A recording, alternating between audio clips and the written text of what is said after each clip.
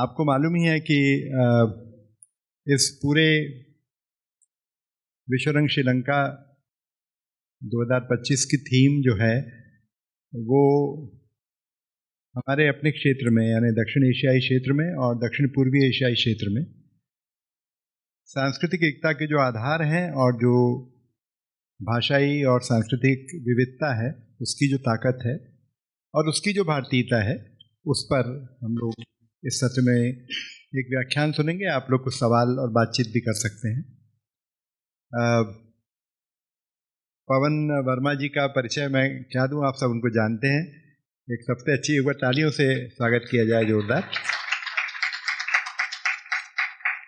अभी जब बाहर मैं बैठा था तो मैंने कहा कि sir I fail in love with you जब आपने भारत भवन में शंकराचार्य पे जो वक्तव्य दिया था तब से मैं उनका बड़ा फैन बना। उनकी किताब भी है शंकराचार्य पर एक बहुत अच्छी।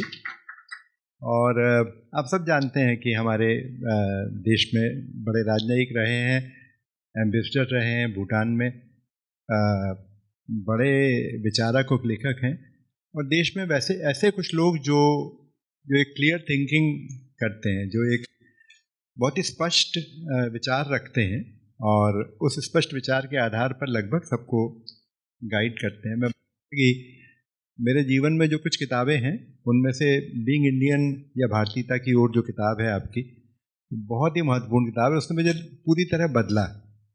ऐसी कम लेखक और किताबें होती हैं जो आपको भीतर से बदल दें और इतनी रिसर्च जिनमें शामिल रहती है।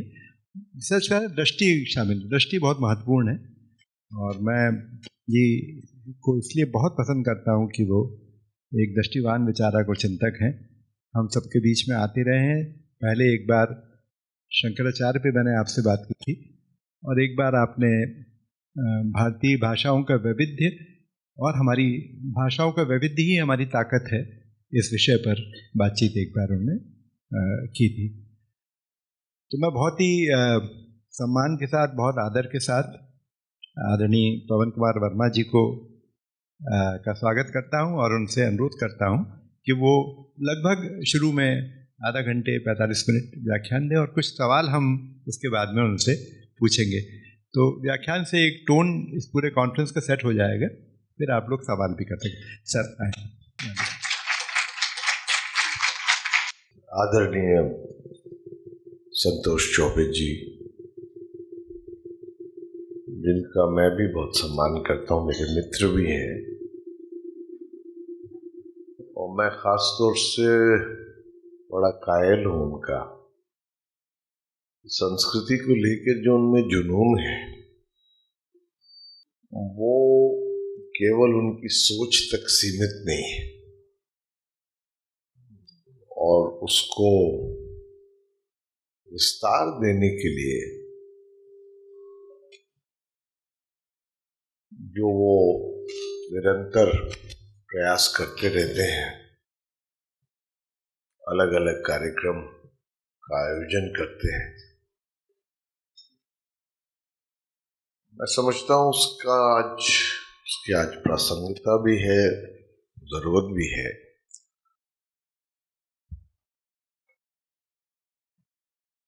वैसे संतोष जी राजनीति में अब होने की वजह से मुझे कुछ आदत बहुत बड़ी बड़ी सभाओं में बोलने की हो गई और अपनी पुस्तकों को भी लेकर के कई ऐसे मौके मिलते हैं जब बहुत बड़ी जयपुर लिटरेचर फेस्टिवल हो गया या कितने और, पर जो गोष्ठी का मजा है वो अलग है। तो आज मुझे बड़ी प्रसन्नता हो रही है कि कुछ हम लोग, मैं भाषण नहीं दे रहा हूँ, एक संवाद आपके साथ कर रहा हूँ, कुछ अपनी सोच साझा कर रहा हूँ, कुछ शायद आपसे इस संवाद के जरिए ये जो आज का विषय है, the subject that we have chosen today is an exceptionally important one. It needs beyond merely a title, a slogan, a concept, an ideal, it needs serious reflection, गहन चिंतन की जरूरत, क्योंकि कहीं न कहीं मैं समझता हूं कि भारत जैसा देश, इसकी 10,000 से शायद ज्यादा या लगभग सांस्कृतिक विरासत है,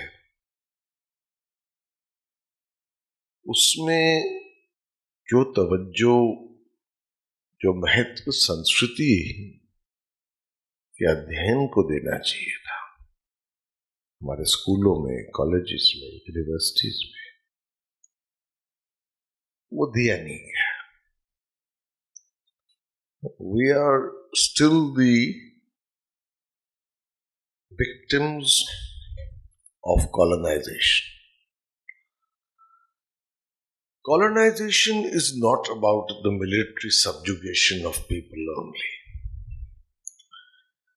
Colonization ultimately is about the colonization of the mind. और हर कॉलोनाइजर का ये प्रयास होता है कि वो सबसे पहले आपकी सांस्कृतिक जड़ों को कमजोर करे, आपसे आपकी भाषा ले लेता है. भाषा से तो जुड़ी सारी संस्कृति है, और धीरे धीरे करके उनकी कोशिश होती है कि आप उनके, you become an image of who they are. बल्कि मैकॉले ने तो इसको बड़े स्पष्ट शब्दों में लिखा था कि our job is to create Englishmen who are brown in color or black in color, who act and behave like us, follow our morals, our civilizational values, and become like clones. हमारी ही एक photocopy बन जाए. तो आजादी या स्वतंत्रता तो 1947 में आ गई, पर जो सांस्कृतिक क्षेत्र में उसका प्रभाव है, the effects of colonisation take decades, दशकों लग जाते हैं उसको जानने में. मतलब मैं आपको एक उदाहरण देता हूं. अभी मैंने 25-26 पुस्तकें हैं अभी आदि शंकराचार्य पे जब लिखी, तो संतोष जी मुझे आश्चर्य हुआ कि पढ़े लिखे लोग, मतलब बड़े अच्छे ओहदों पे लोग, उनको ये नहीं मालूम था कि वो कहाँ जन्मे, क्या लिखा, क्या उनका योगदान था. जबकि मेरी पुस्तक का नाम था आदि शंकराचार्य हिंदुइज्म्स ग्रेटेस्ट थिंकर, महानतम चिंतक. तो ये दुर्भाग्य की बात है, और इसी तरह हमें इसको अपने स्वयं प्रयास से, we have to make the effort to become more culturally rooted. We can only talk about the cultural interaction and footprint of culture across South Asia and Southeast Asia if we first understand how its foundations began. So, आप लोग को तो मालूम होगा कि राष्ट्रीय देश तो पहले थे नहीं. It was only after the Treaty of Westphalia in the 17th century that you created nation states. Earlier there was much more a cultural footprint that brought people together or set people apart from you. अब इस संदर्भ में आप देखें तो Southeast Asia present a remarkable canvas before you. Because if there has been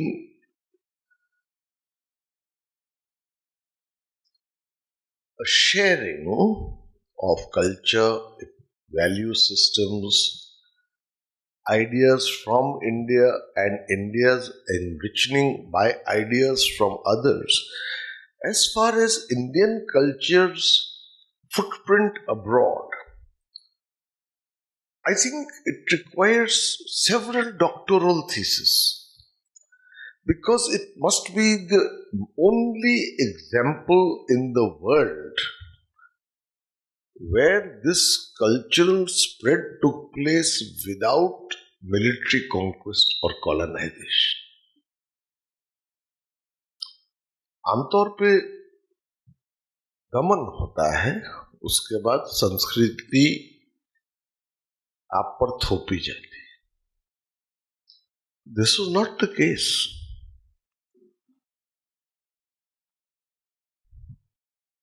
For millennia now,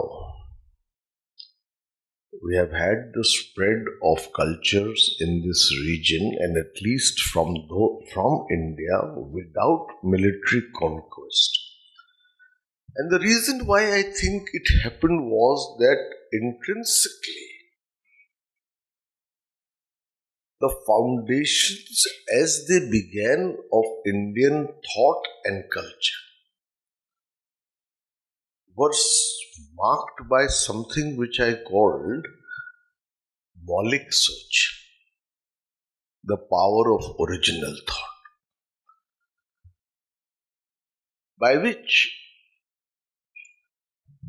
there was an inherent sense of openness, eclecticism, and inclusiveness in the very foundations of Indian thought, which created, as a result of its own power and strength, a civilizational memory which transcended the national political borders we have today. उनके कहीं आगे निकल गए. और ये process कैसी रही, मैं चाहूंगा कि इस कॉन्फ्रेंस में इस पर सोच विचार हो. आप ये देखिए कि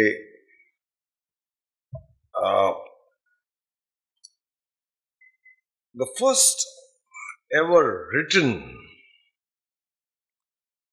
rumination, पहली पंक्तियां संस्कृत में जो लिखित हैं हमारे दर्शन में, सोच में, संस्कृति में, वो ऋग्वेद से नसीदिया सूक्त है. आप उसकी भाषा पर समझिए जरा. मैं अंग्रेजी का पढ़ रहा हूं क्योंकि I was told we have scholars here also from Thailand and Myanmar. आप लोग सब समझते ही हैं. And in this hymn, this sukta, पहली लाइन्स, आप कल्पना कीजिए आज से लगभग 7-8 हजार साल पहले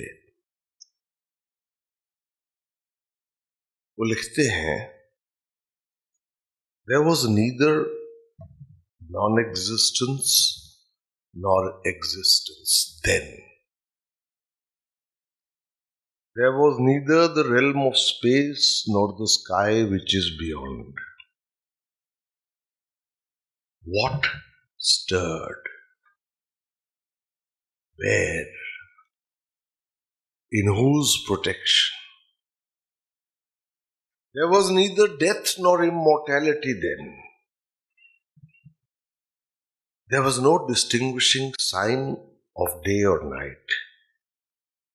That one breathed, windless, by its own impulse.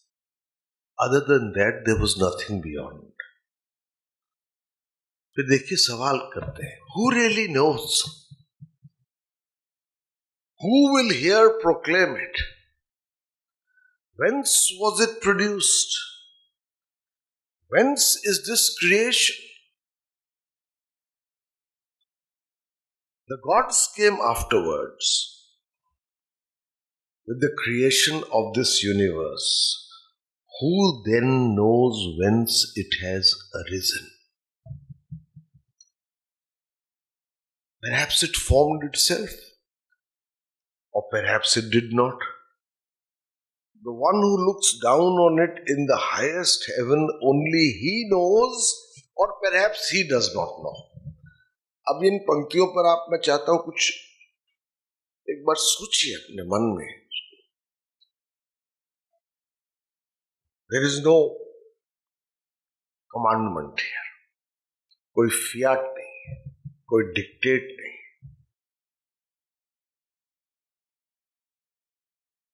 एक इन्विटेशन ऑफ आइडिएशन, एक सोच के लिए प्रश्न उठाए जा रहे हैं. क्या था, क्या नहीं था, कौन जानता है, कौन नहीं जानता. There was no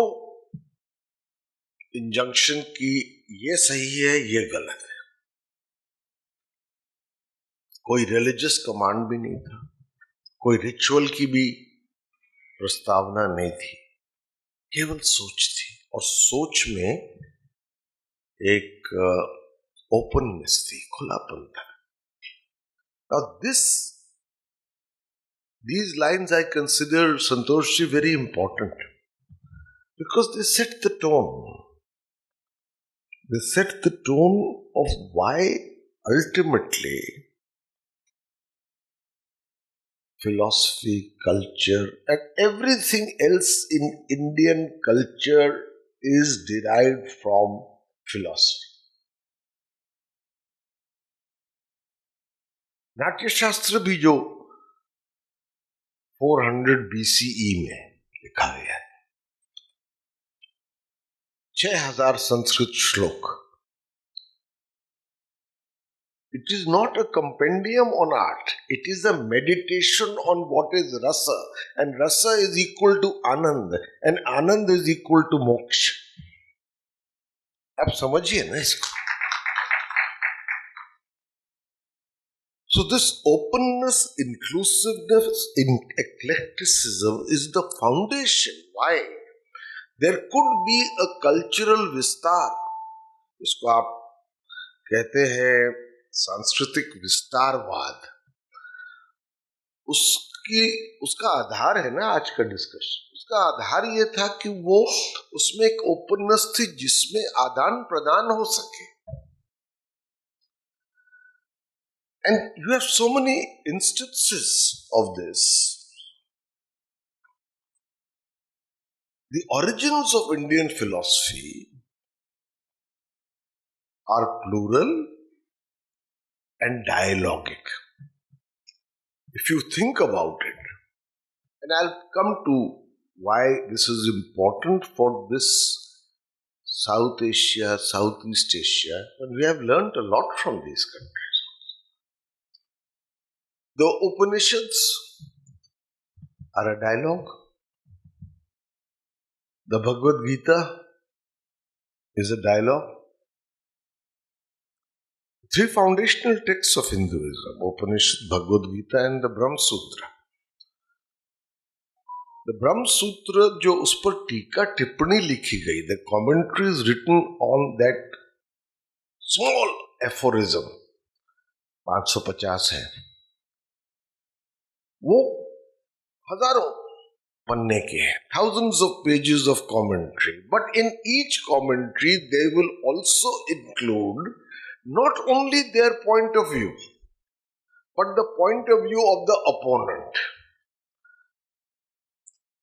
तो ये कहने की चेष्टा नहीं कि यही सही है, ये कहते हुए कि हम समझते हैं कि शायद ये सही है, दूसरों की राय ये है,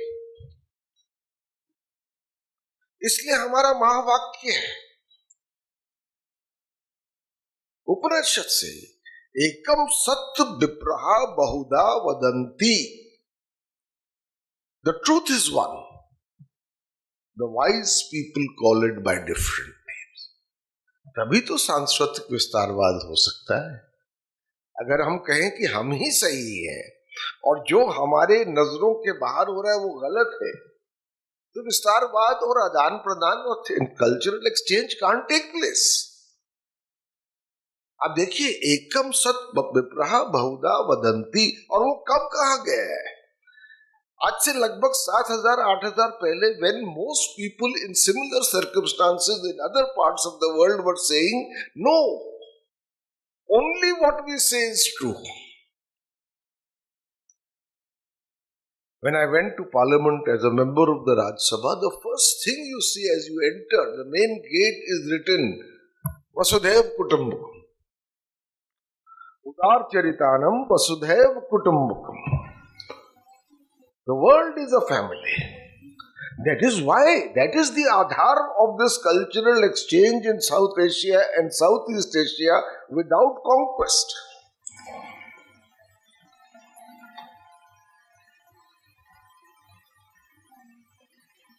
Vasudhaiv Kutumbakam again is written at a time when human settlements were just about becoming established. People were insecure in fragile circumstances, even in tribal societies where most parts of the world said, no, only those who are part of us are our family, the rest are outsiders. और आप सोच देखिए, the profundity of thought. Our ancient sages could say, for the big-hearted, Udar Charitanam Vasudhaiva Kutumbakam. It's a revolutionary thought, क्रांतिकारी सोच है. आनो भद्रः कृतवो यद्दु विश्वतः. Let good thoughts flow to me from all directions. ये तो आधार है ना भाई. दार्शनिक सोच संस्कृति के ये आधार है. यही संभव करते हैं सांस्कृतिक आदान प्रदान. हमारे in our philosophy there is no one system of philosophy. शायद आप लोग ने तो मुझसे कहीं ज्यादा ज्ञानी लोग हैं, इस पर कभी सोचा होगा आपने. There are 6 systems of philosophy. न्याय, वैशेषिक, सांख्य योग, पूर्व मीमांसा, उत्तर मीमांसा. And the interesting thing is that technically they can all 6 of them be called atheist, नास्तिक, क्योंकि वो ईश्वर की बात ही नहीं कर रहे. जहां आप ईश्वर की बात करेंगे तो हमारा ईश्वर तुम्हारा ईश्वर हो जाएगा, उससे संस्कृति भी जुड़ जाएगी. These 6 systems of Hindu philosophy are trying to understand and explore what could be not divinity, but the ultimate truth behind this bewildering plurality of the cosmos. इस ब्रह्मांड की विविधता के पीछे एक सत्य क्या है, उसकी खोज है. ये नहीं कि कौन ईश्वर है और कौन नहीं है.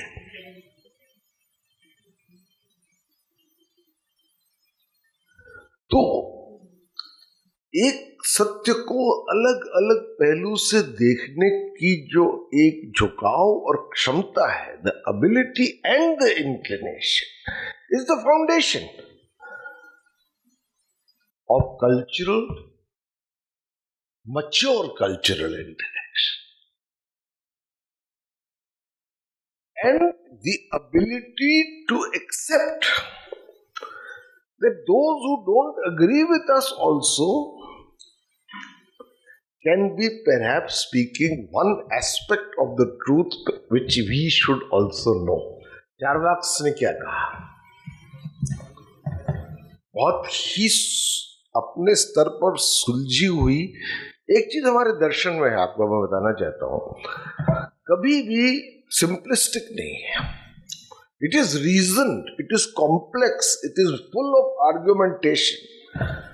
तो चार्वाक स्कूल कहते हैं Vedas are a bunch of lies. झूठ.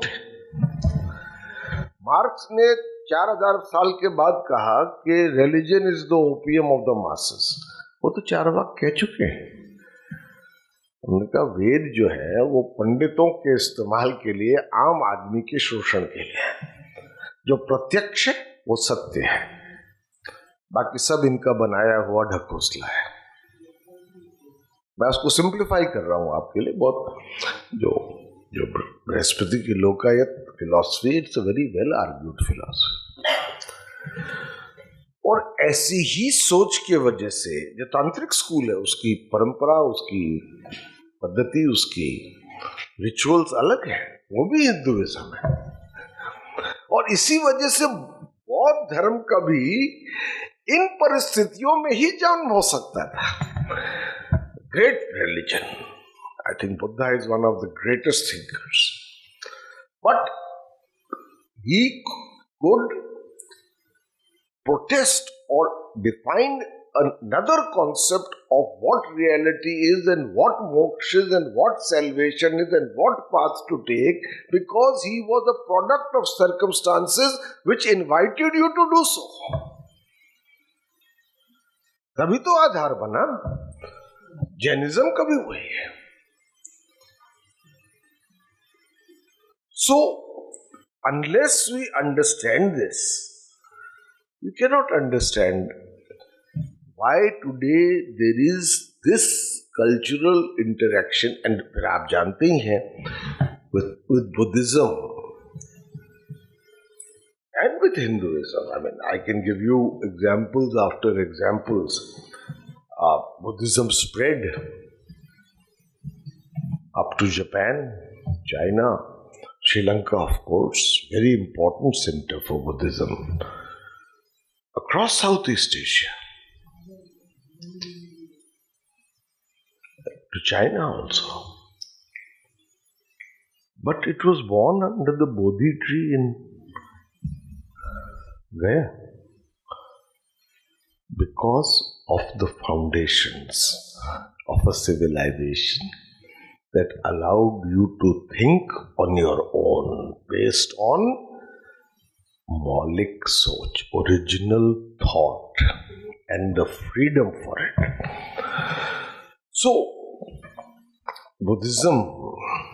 with Buddhism, you see Hinduism also. I mean, Buddhism तो 6th century BCE से ही उसका विस्तार हो रहा था।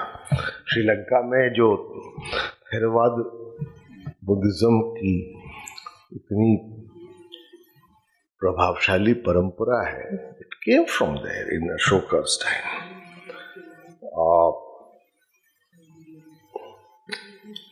I think not only in Sri Lanka, in Myanmar, Laos,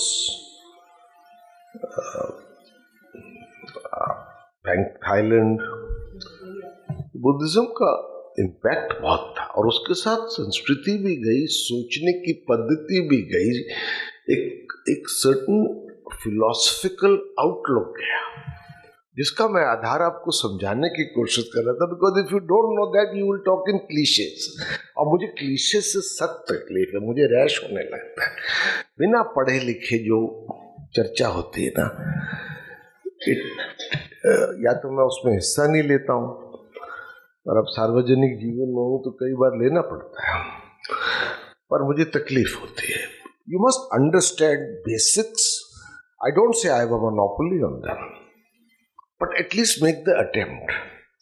अब हिंदुइज्म का भी इसीलिए विस्तार हुआ, कोई कॉन्क्वेस्ट नहीं था, बट थ्रू आउट अमरावती के पीरियड में जो 2nd century BCE था, गुप्ताज, पल्लवाज, द पाला, और सबसे ज्यादा तो चोला डायनेस्टी के टाइम पे जो विस्तार हुआ हिंदू संस्कृति, दर्शन और सोच का, वो अनोखा है, अभूतपूर्व है, अद्भुत है। कंबोडिया में 1000 साल तक चंपा डायनेस्टी थी, वो हिंदू थी। And with this thought went languages.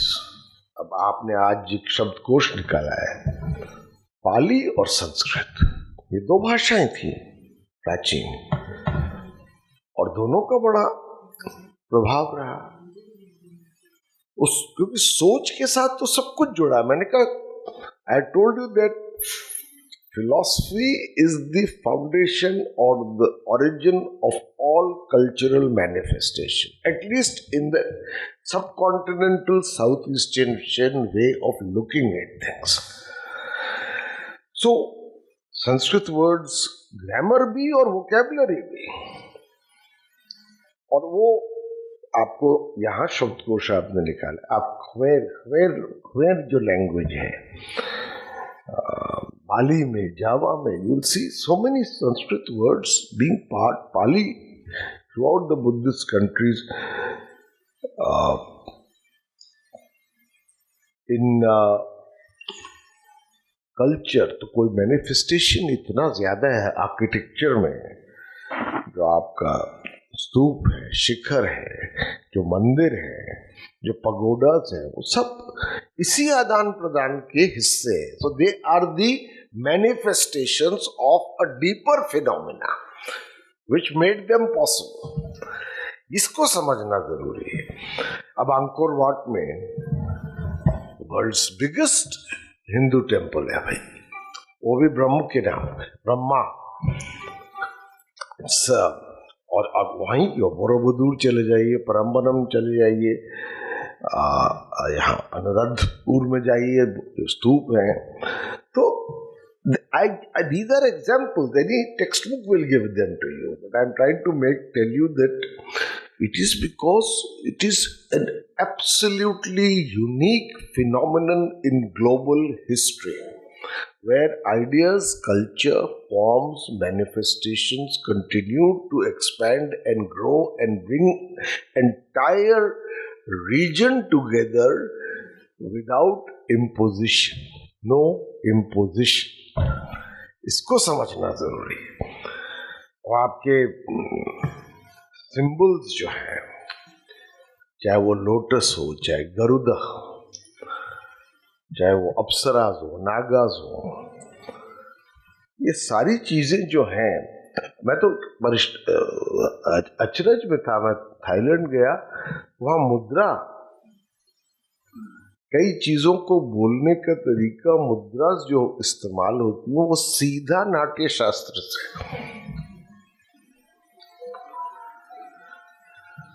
तो और एक ऑफ कोर्स बड़ी चीज तो थी ही, और वो है समुद्र. It was a bullet train. समुद्र से ही तो वाणिज्य हुआ, कॉमर्स हुआ, लोग गए. पर लोग इस मंशा से नहीं गए कि वहां पर हम अपना स्थापत्य करें. They went to trade, but they carried ideas. Those ideas were based on openness and inclusion. कुछ हमने उनसे सीखा, कुछ उन्होंने हमसे सीखा, और इस तरह से ऐसी मजबूत बुनियाद बन गई जो सांस्कृतिक धागे में बंधी हुई एक बहुत बड़ी अनस्टडीड, मुझे दुख इस बात का है कि इस पर पूरा शोध ही नहीं हुआ है, एक ऐसी विरासत. फिर जब रिलीजन जाएगा तो माइग्रेशन होता था, पिलग्रिमेज होती थी, और कई चीजों में आप देखेंगे डायरेक्टली सोच से नहीं जुड़ी, but they are very important part of it. The idea of certain concepts of politics, जैसे आप लोग को शायद न मालूम हो कि कौटिल्य की अर्थशास्त्र was written at the time of about the 5th century BCE. After colonization, there was no remaining copy of the Arthashastra. The world's first book of political thought. We think Machiavelli was the great political ideologue, but Machiavelli is relatively recent. Here the Arthashastra is being written 4,500 years ago. And in the Arthashastra, in the first chapter, they speak about there being 9 schools of political thought in India. और अर्थशास्त्र की एक copy हमें 19th century में शायद मिली. एक library थी, एक पुस्तकालय था, वो उसमें केरला में है. Lost to history. That is what colonialism does to you. We don't know that we were the Janani, the origins of what is political thought. But the ideas of kingship, Devaraj, that you can see in Cambodia, you can see in Laos. Because along with other ideas, along with trade, along with pilgrimages, along with migration, along with languages and grammar, spread ideas on other subjects, on food, on concepts of nutrition, rituals, festivals. There is such an overlap, and it has all happened, I think, over a remarkable phase of almost the largest part of the known history of human mankind. इसको समझिए, ये कल नहीं शुरू हुआ और परसों नहीं खत्म हो जाएगा. शायद परसों खत्म हो जाए अगर हम लोग अचेत रहे तो. पर इसकी ये एक हिस्ट्री है, उसका ये एक आधार है, और उसके सामने चैलेंजेस हैं, बहुत बड़े चैलेंजेस. आज सिर्फ 3 चीजों से आपको करूंगा. एक तो ग्लोबलाइजेशन जो हो रहा है ना, क्या बोलते हैं उसको समझे, भूगोलीकरण, वैश्वीकरण. तो सी, globalisation breeds the myth of a global village. There is nothing wrong in that, but the global village breeds the myth that you and I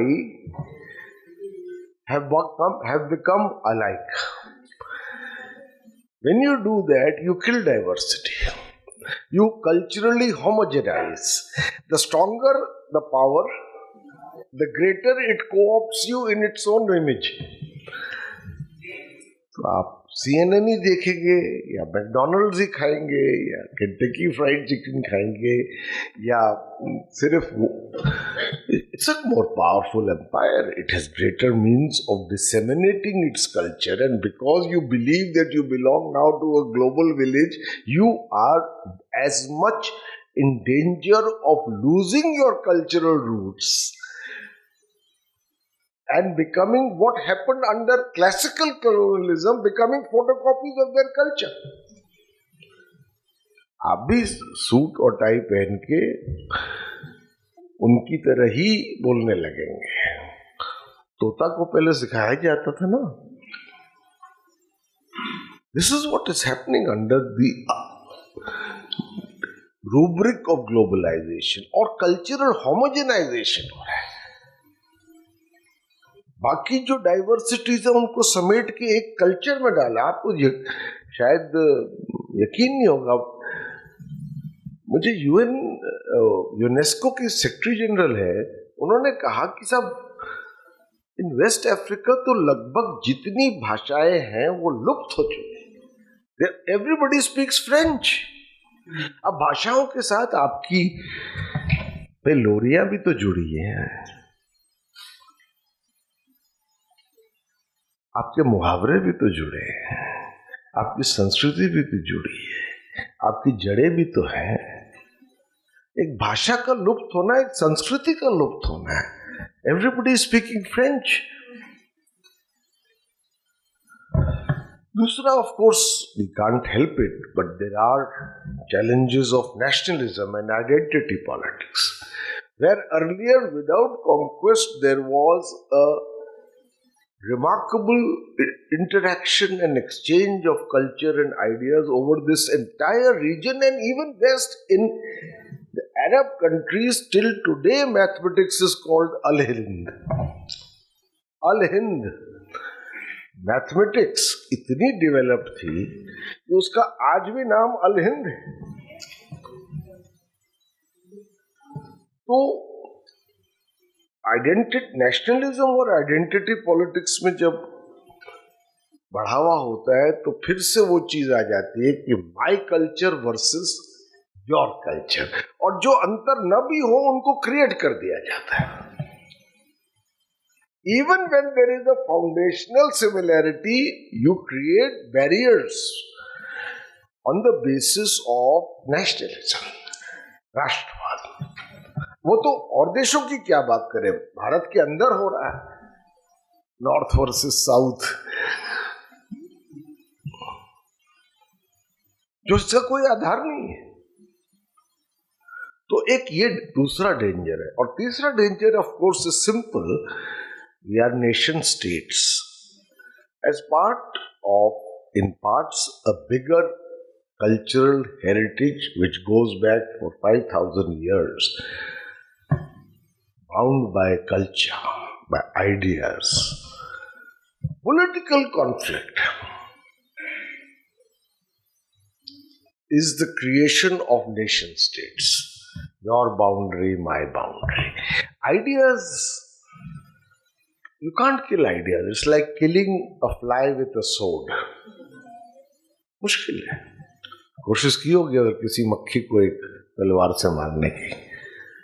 Ideas escape, but political boundaries make you prisoners, make you afraid. मैं एक परिंदे को एक पिंजड़े से निकाल के ले आया हूं। अब परिंदे के दिल से पिंजड़ा निकालना है।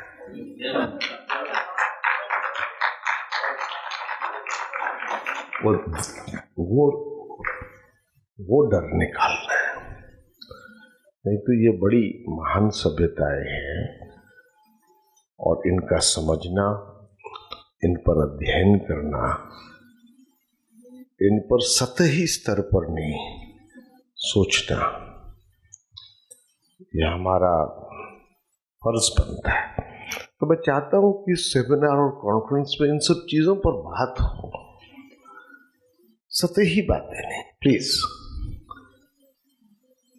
केवल वर्णन नहीं, वर्णन के पीछे क्या सोच थी, क्या कल्पना थी, ये बहुत जरूरी हो गया है। नहीं तो विचार विमर्श मीमांस में वो जान नहीं रह जाते। तभी तो हम एक साथ मिलके कह सकते हैं, मत पूछ कि क्या हाल है मेरा तेरे पीछे, मत पूछ कि क्या हाल है मेरा तेरे पीछे, तू देख कि क्या रंग है तेरा मेरे आगे। विश्व रंग। धन्यवाद। तो मित्रों, इस जो प्रभाव आपने छोड़ा है उसको बिल्कुल डिस्टर्ब नहीं करना चाहता। मैं चाहता हूँ कि प्रभाव बना रहे हमारे मन में कुछ दिनों तक, और हम कम से कम इन 2 कॉन्फ्रेंसेस के दिनों में उतनी ही गंभीरता से बातचीत विचार करें। सर, मैं सबसे पहले तो आपका बहुत आभार प्रकट करूं। सब लोग स्पेल बाउंड थे और मैं देख रहा था लोगों के रिएक्शंस। खूब गंभीरता से आपने वो आधार स्पष्ट किए और बिना उन्हें कोई लाउड एक्सपोजिशन दिए हुए आपके वक्तव्य में ही शामिल था कि भारतीय विचार पद्धति, भारतीय विचारों की ताकत, उनका खुलापन, उनकी समावेशिता, ये वो चीज़ें हैं जिन्होंने कि भारतीय दर्शन के विस्तार में और भारतीय सांस्कृतिक परंपरा के विस्तार में भी बड़ा योगदान दिया। और आचार्य हजारी प्रसाद द्विवेदी ने एक जगह कहा है कि अभी तो हमारी संस्कृतियों में और हमारी भाषाओं पर बहुत बात करने की जरूरत है। हम उन्हें समझ ही नहीं पाए कि उनकी परस्परता किस तरह की है और क्यों ऐसा होता है कि कश्मीर से लेकर आसाम तक एक ही भावधारा विभिन्न भाषाओं से होती हुई पहुंच जाती है और तब भी भारत एक सांस्कृतिक राष्ट्र बना रहता है। तो ये सवाल है। पवन जी ने कहा था मुझे शुरू में कि मैं 1 बजे कहीं पहुंचना है, पर ये गोष्ठी संपूर्ण नहीं होगी जब तक कि हम 1-2 अच्छे सवाल उनसे नहीं पूछे। तो मैं चाहूँगा कि बहुत बड़े लोग यहाँ बैठे हैं, विनोद तिवारी हैं दिल्ली विश्वविद्यालय से, जितेंद्र श्रीवास्तव हैं इंदिरा गांधी नेशनल यूनिवर्सिटी से, कर्णी जी हैं, कवि रचनाकार भी हैं, श्रीलंका से भी उपल हैं और लोग हैं। आपके मन में इमीडिएट कोई प्रतिक्रिया या रिएक्शन आ रहा हो तो ज़रूर एक दो सवाल पूछे जाएं। एक बात कहना, मैं नवीन लोहनी हूँ और मैं चीन में लगभग 2.5 वर्ष काम करके आया, तो बार बार एक बात आती थी कि भारत और इधर से गया हुआ बौद्ध धर्म अचानक भारत में ही सिकुड़ गया और उसकी पूरी जो एक स्थिति है वो भारत से आज बाहर की है, बौद्ध धर्म की पहचान की। तो ये हमने क्यों खोया होगा? क्योंकि उसमें बहुत सारी बातें आपकी सुन नहीं पाए जरूरी कॉल की वजह से, लेकिन मुझे लगा जो बातें अब तक आपने कही वो बहुत ही महत्वपूर्ण है।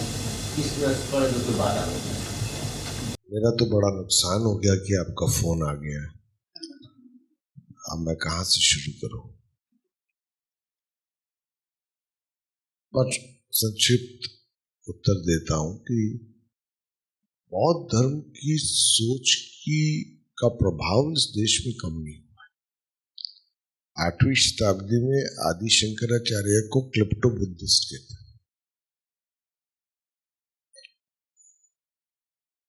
जो बौद्ध धर्म की दार्शनिक अधिकार है, आधार है। जब शंकराचार्य कहते हैं कि न धर्मो न चरतो न कामो न मोक्ष न मंत्रो न तीर्थम न वेदो न यज्ञ हम भोज्यनम नैव भोज्यम न भोक्ता चिदानंद रूप शिवोहम शिवोहम, तो this denial of ephemeral reality and the vision to see the world, the empirical world, as transient. This is both Upanishadic thought and Buddhist thought. तो उसका प्रभाव नहीं कम हुआ है। इतना जरूर हुआ है कि शायद बौद्ध धर्म का इतना कुछ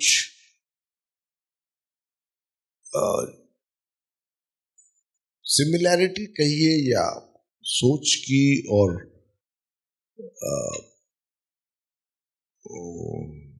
उसके मूल शुरुआत की हिंदू धर्म से इतनी मिलती जुलती थी कि यहाँ पर उसको डर हो था कि वो किसी में न समा जाए। कुछ लोग तो कहते हैं गौतम बुद्ध विष्णु के, तो इसलिए वहाँ पे वो ज्यादा प्रभावशाली बना। यहाँ पर उसकी सोच का तो बहुत प्रभाव है, but as a religion probably less.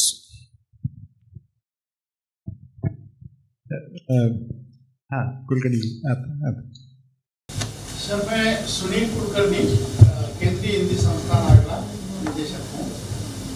अभी एक भारतीय भाषा में एक सर्वे आया है कि हमारी जो भारतीय भाषाओं की जो समान शब्दावली है वो 1924 में जब सर्वेक्षण हुआ था, तो अभी मतलब पहले जो हुआ था तो 1924-25 में वो 65% समान शब्दावली प्रयुक्त होती थी, और अभी 2025 में जब ये हुआ तो ये प्रतिशत घटकर अब 24% हो गया है।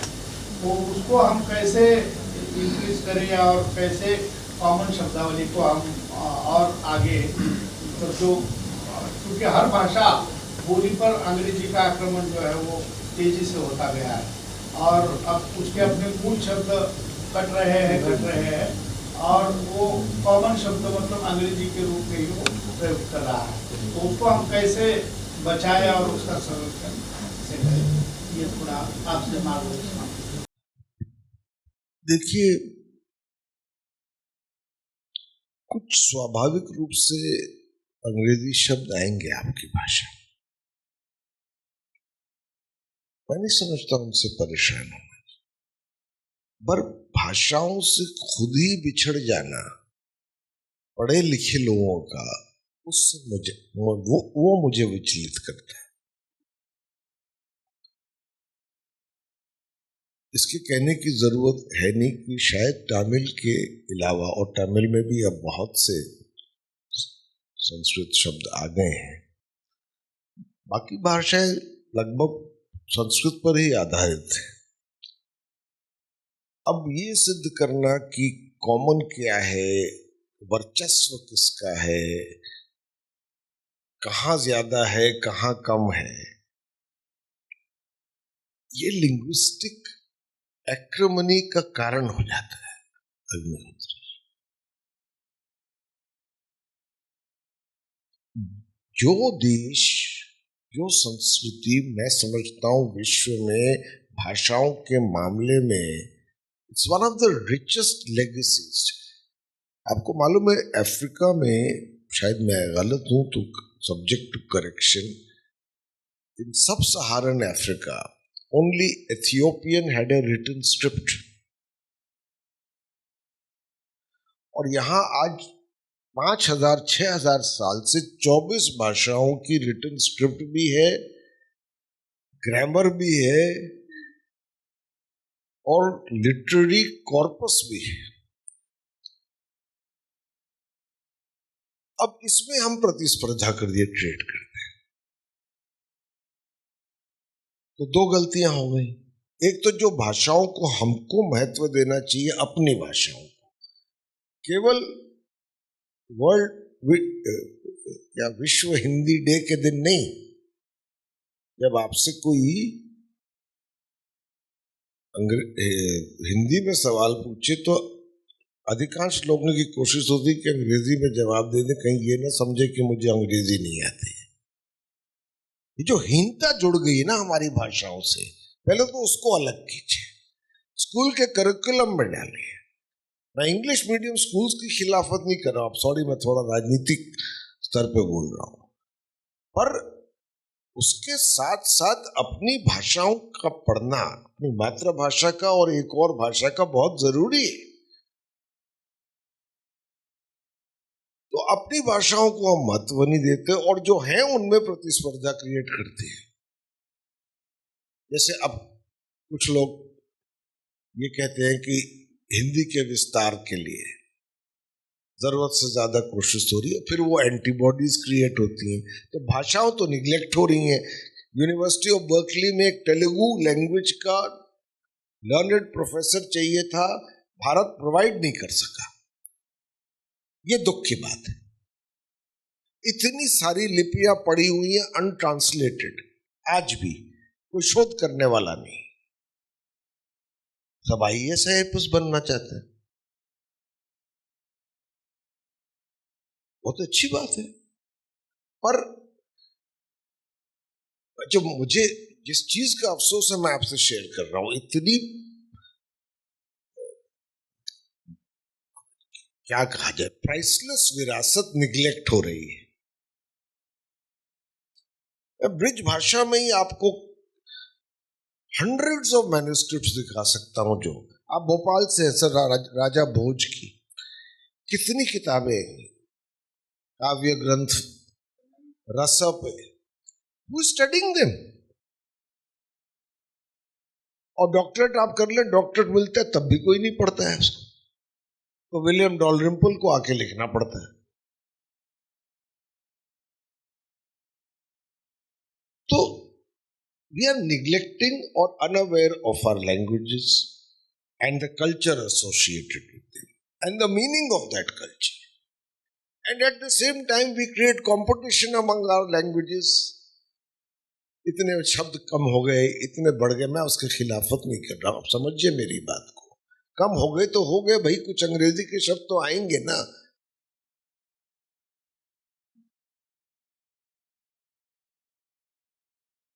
What is important is to give our languages the importance they deserve.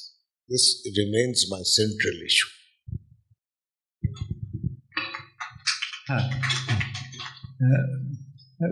Rakesh Pandey है। और मुझे समाचार प्राप्त हुआ कि जब आप भूटान में थे, अगर आप भूल गए हों, तो आपके घर पे एक हम लोग आए थे, JC शर्मा जी का घर पे आते थे। सर मेरा प्रश्न आगे इसी से जुड़ा हुआ है, क्योंकि इन लोग बहुत सारे सम्मेलनों में जाते हैं जहाँ भाषा की बात होती है, तो एक चिंता जो आपके भाषण में थी कि हमारी भाषाएं खत्म हो रही हैं विश्व में, और भारत के साथ यही बात है, क्योंकि आप संसद में भी रहे हैं, वो थोड़ी सी बात और आसानी हो जाती है, या तो सर बात ये मुद्दा उठता है कि मैंने सर की किताब जब संविधान सभा की बहसों पे की तो मैं पाता हूँ कि हमारी संविधान में 8वीं अनुसूची बनी, उस समय की वो मांग ठीक थी। उस समय जिन लोगों ने विचार किया हमारी हिंदी परिवार की भाषाओं के अलग भाषाओं को संरक्षण दिया। अब क्या है कि मामला अब राजनीतिक हो चुका है। आप जैसे पार्लियामेंट में बहुत तरह तरह की भाषाएं 8वीं अनुसूची में आना चाहती हैं, जबकि हम जैसे बहुत सारे लोगों को लगता है कि अब 8वीं अनुसूची भाषा की दृष्टि से प्रासंगिक नहीं रही है, क्योंकि उसमें मैथिली और इस प्रकार की तमाम भाषाएं उसमें घुसना चाह रही हैं। तो सर एक राजनेता के रूप में आप क्या सोचते हैं, क्या 8वीं सूची रहनी चाहिए या कोई एक अलग से इसके लिए हमें कोई ऐसा रास्ता निकालना चाहिए, चाहे किसी भाषा को बोलने वाला भारत में एक व्यक्ति भी है, उस भाषा के लिए सरकार को संरक्षण देना चाहिए, न कि केवल मात्र 22 भाषाओं देना चाहिए, जो कि पहले 14 भाषाएं थी, वो 22 हो गई हैं और 38 की लाइन लगी हुई है। आपके विचार? अभी आपने मैथिली को पूछे तो मैं उसका स्पेसिफिक उत्तर नहीं दूंगा। 6 हफ्ते में बिहार में चुनाव है जिसका मैं हिस्सेदार हूँ,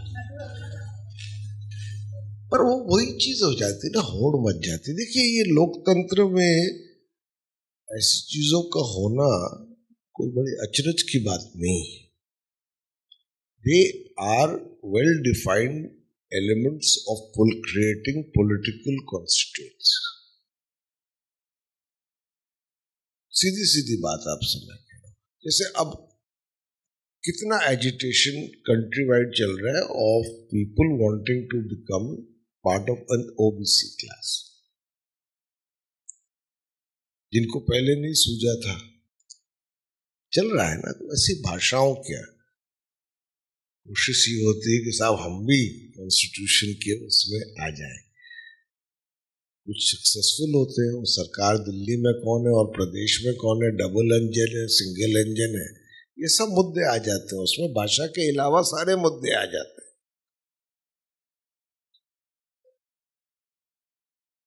मैं तो फिर उसी पे आऊंगा, आप सूची में इंक्लूड कीजिए या एक्सक्लूड कीजिए, जो भाषाएं हैं उन पर स्कॉलर्स क्रिएट कीजिए। सर स्कॉलर्स क्रिएट कीजिए, ये जरूरी है। मित्रों अब समय काफ़ी हो गया है। मैं वापस वहीं पर लाना चाहता हूं जहां पर कि पवन वर्मा जी ने अपने छोड़ा था। ये जो मैथिली की बात हुई उसको लेके हजरत प्रसाद ये कहते हैं कि अभी हमने विद्यापति या जयदेव या गीत गोविंद का जो क्षेत्रीय प्रभाव है उसी का आकलन ठीक से नहीं किया है, और उसी का आकलन करें तो भाषा का रस, भाषा का एवोल्यूशन जिसकी बात आप कर रहे थे वो सारी चीज़ें निकलती हैं। वैसे ही यदि अभी लिपियों की बात कर रहे थे तो धीरेन्द्र वर्मा हमारे यहाँ बड़े भाषाविद हुए, प्रयाग में थे। धीरेन्द्र वर्मा कहते हैं कि देवनागरी लिपि का जो भारतीय लिपियों पर प्रभाव है उसको भी हम देख नहीं रहे ठीक से, और ऐसे बहुत सारे इश्यूज हैं।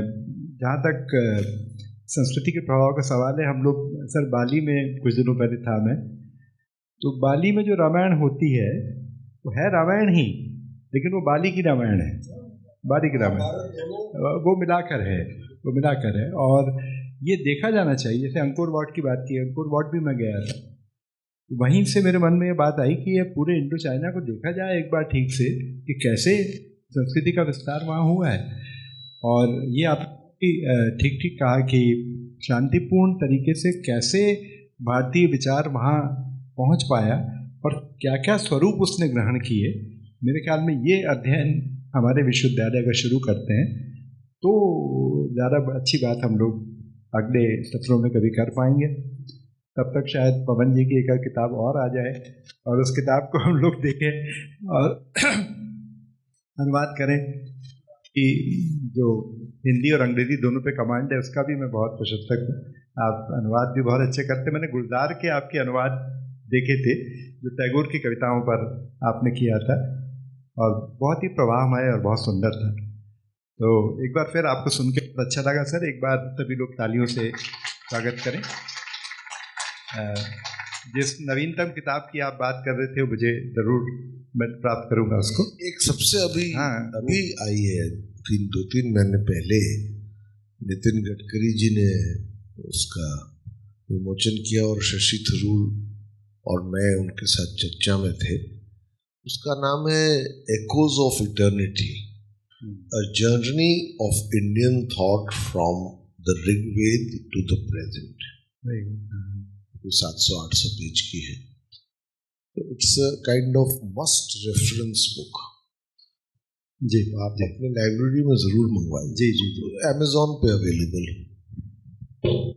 अब हालांकि ये सेशन पवन वर्मा जी का था, लेकिन फिर भी उन्होंने क्योंकि शशि थरूर की बात की तो मैं कहना चाहता हूँ कि वो भी मेरे बड़े प्रिय लेखक हैं। ईरा ऑफ डार्कनेस वगैरह, वाई एम अ हिंदू, ये किताबें सभी बहुत पढ़ने योग्य किताबें हैं। तो ये अध्ययन है जिसको कि हमें अपने यहाँ विश्वरंग में भी लाना है और शुरू भी करना है। सर आपके बहुत बहुत आभारी हैं। एक बार फिर आपसे मुलाकात होगी। हम उम्मीद करते हैं कि आपकी पार्टी सत्ता में आए बिहार में, तो हम लोग फिर बिहार में आके आपके साथ कुछ विश्वरंग करेंगे। बहुत आभार। एक बार जोरदार तालियां पवन जी के लिए।